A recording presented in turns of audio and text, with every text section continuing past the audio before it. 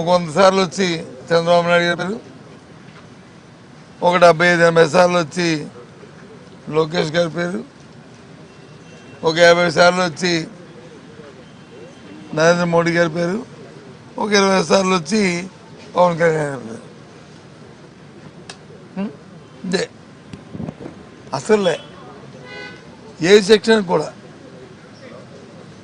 రైతాంగానికి సంబంధించి budget last year ఎన్ని సమస్యలు వచ్చాయి, ఎంత ఇబ్బందులు వచ్చాయండి రాష్ట్రంలో. ఏ ఒక్కదానికి అయితే మద్దతు ఇచ్చిన నేపథ్యం ఉందండి. పొగాకు కానీ, కోకోకు కానీ, మిర్చికి కానీ, మామిడికి కానీ, జొన్నలకు కానీ, ఎక్కడైనా సరే మా కంట్రిబ్యూషన్ చేశారా? చేయలే. గొప్పగా చూపెడతారు, మేము వచ్చి 400 కోట్లతో చేసామని చెప్పి. అక్కడ ఎలాంటి వీధిలోకి రైతులు చెప్తారు.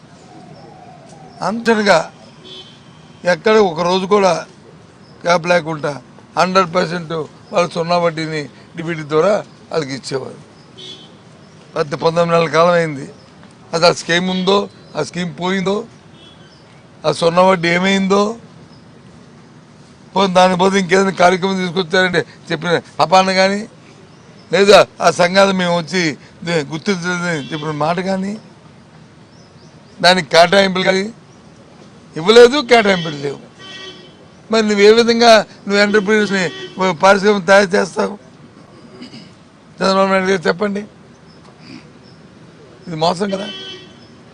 ఇలాంటివి ఒకటి కాదు, 2 కాదు, ప్రతి సెక్టార్లో ఉన్నాయి. ప్రతి సెక్టార్లో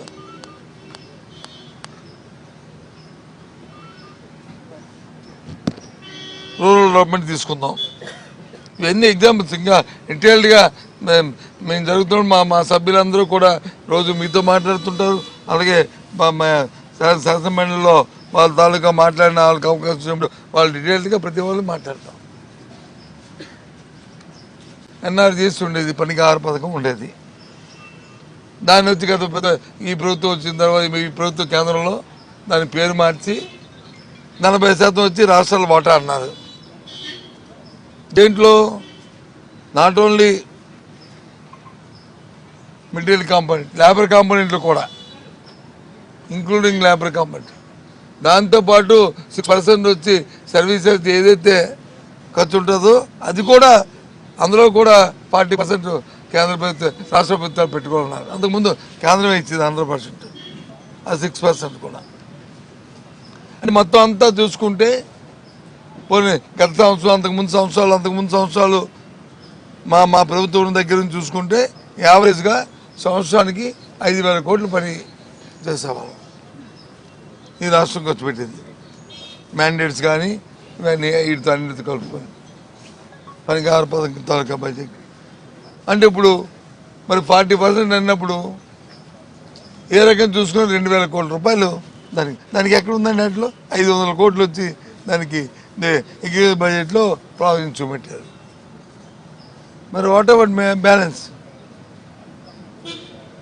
అంటే ఆ పథకం ఎత్తుకెళ్ళిపోయినట్టునే. ఈ బడ్జెట్లో ఓవరాల్ మా అభిప్రాయం